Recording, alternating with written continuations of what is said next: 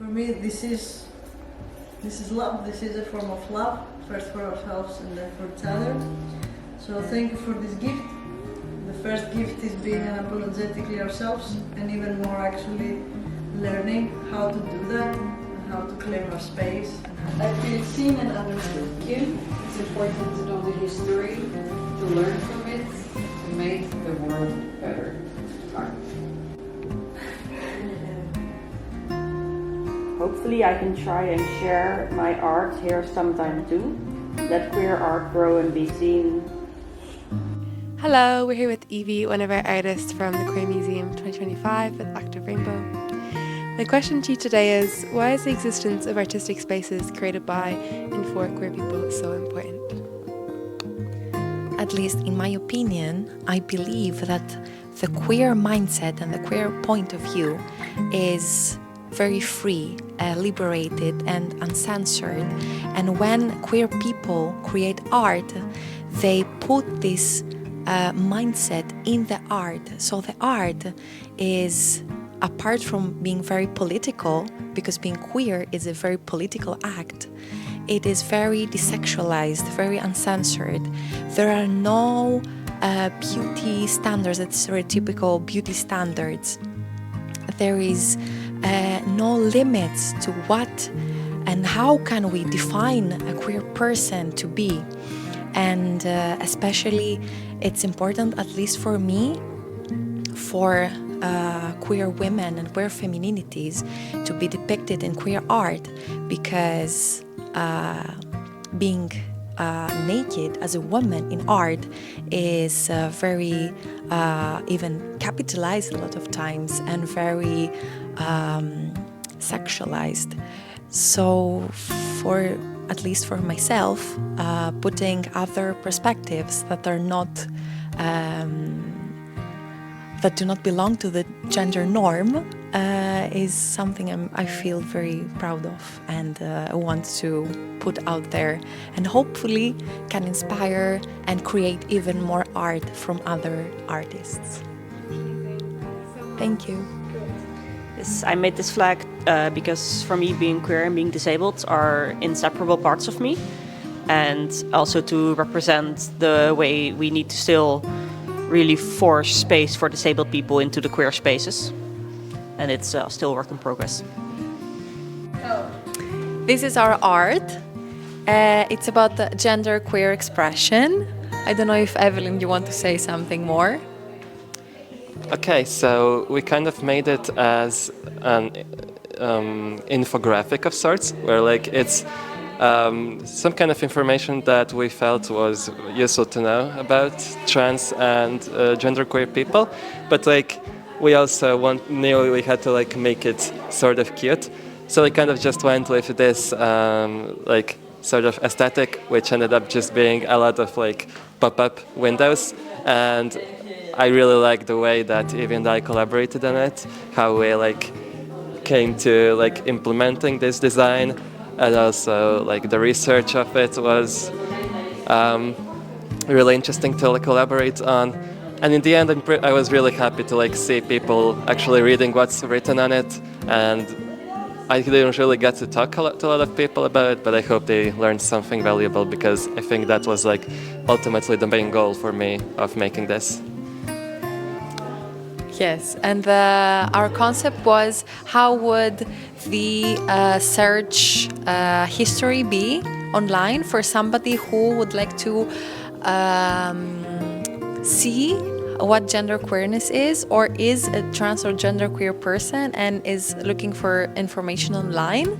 And that's why we collected, we could say negative things or positive things, or moments of genderqueer joy. Yeah, and this is our concept. Thank you. Hello, I'm here at Blanca today, one of our artists from the Queer Museum with Active Rainbow 2025. My question to you today is, what is the artwork that you've created and what were you trying to express with it? Okay, so for this exhibition, I created with Jada a piece of work that's a collage on canvas that spells out the question, the letters are there, who are you? with this piece that's surrounded by a lot of tiny cutouts of different lives, different realities, different people, different colors. We wanted people to explore what makes an identity and what is your identity and what makes you you. So by using different bits of different people, we created this. And it's also, we worked with two other artists, Díaz and Sabine.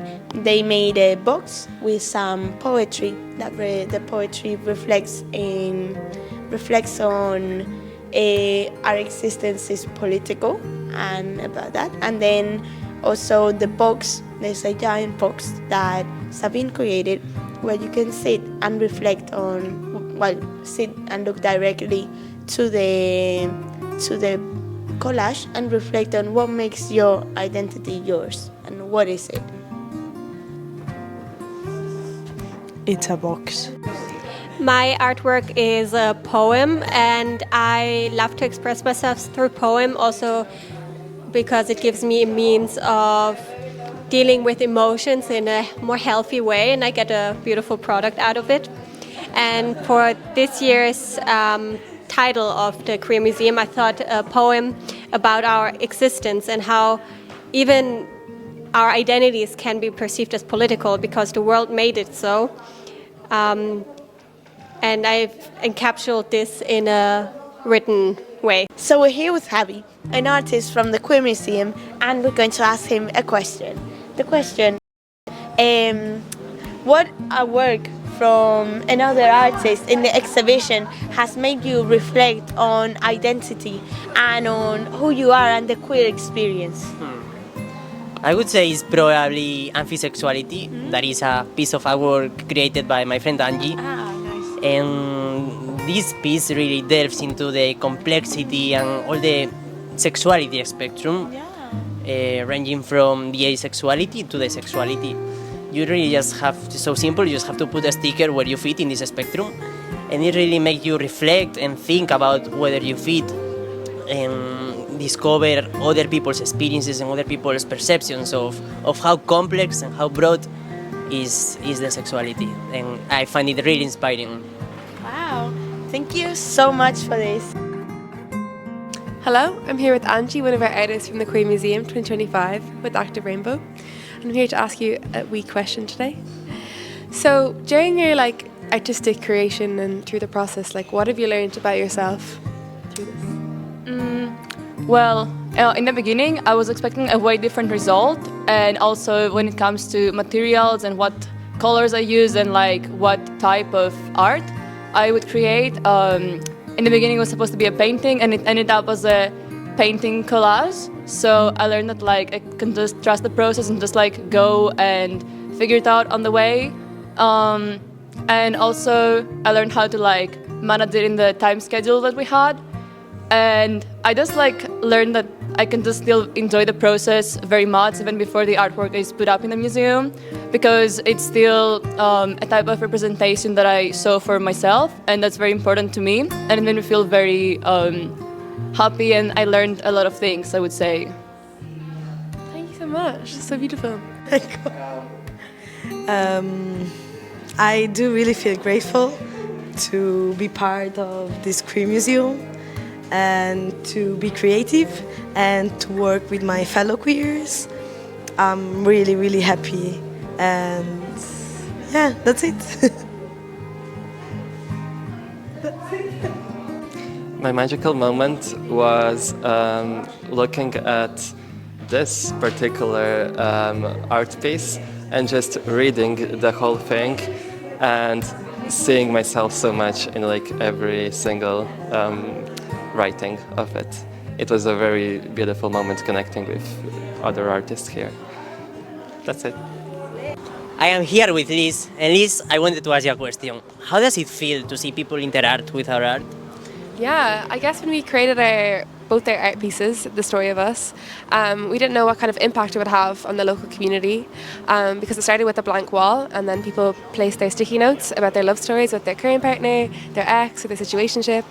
And I just think it's really important to have this type of like visibility for queer people, because I feel like our stories get like erased or like narrated by like a heteronormative narrative, and it's so important that we get our own voice and our autonomy to speak out about, like, you know, it's not something that's like sexualized or anything like that. It's just like pure like love stories, and it was some of them definitely made me tear up. I don't know about you, but there's some really like heartwarming stories. And then for the second part we had a world map that, according to the Eurodax, is the LGBTQIA+ rights across the world.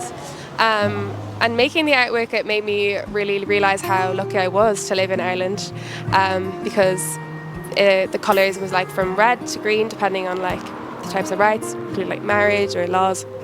So, and I guess to see people like mark where they met in terms of like their rights was really interesting. We had someone in like red zones and green zones, and like regardless of like where people are there, like we're here and we're visible, and just because like someone has less rights doesn't mean queer people don't exist.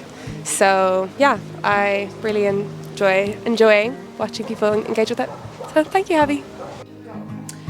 Hello. So the question was how I'm feeling about the Queer Museum, and I have to say that it has been lovely to work with so many people and to feel the diverse energy that everybody is bringing, because we had a lot of shifts going on, different people coming in and out. It was lovely to see how people were on our side, on our team, were greeting and welcoming the visitors and how they were engaging, and also to see the visitors actively engaging with a lot of pieces from our exhibition, and especially the Pride Begins crew team. We are having almost ready live performances right now, so that is another aspect from the organizers' part.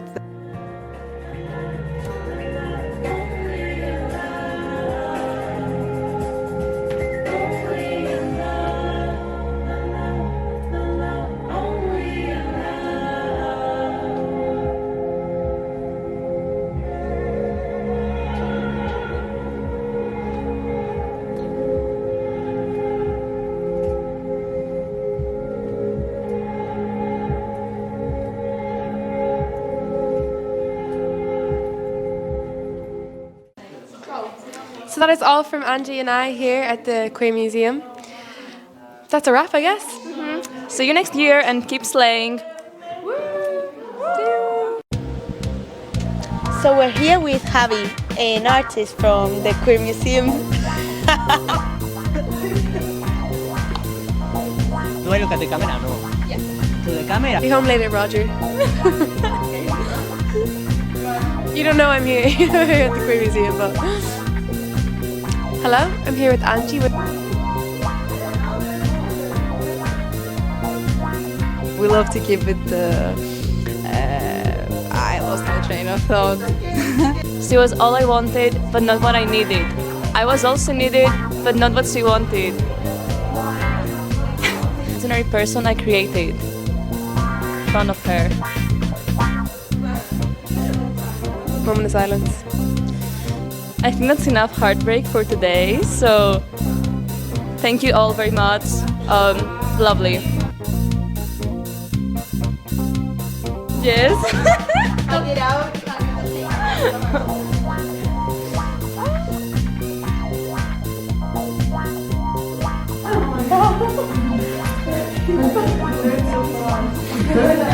Like 4 hours old.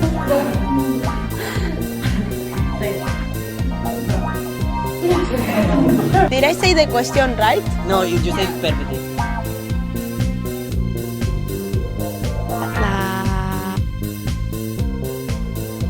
Slay! Through this. I learned that because This is for me. Hello, I'm here with Angie from the Queer Museum, one of our artists. Sorry. This is really...